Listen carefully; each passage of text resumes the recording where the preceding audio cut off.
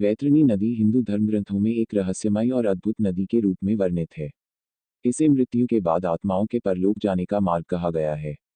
पुराणों के अनुसार यह नदी पृथ्वी और यमलोक के बीच स्थित है और इसे पार करना हर आत्मा के लिए अनिवार्य है। कहा जाता है कि वैतरणी नदी में असंख्य पापियों की आत्माएं संघर्ष करती हैं।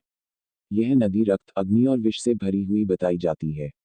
इसे पार करने का अनुभव बेहद कठिन और भयावह माना जाता है।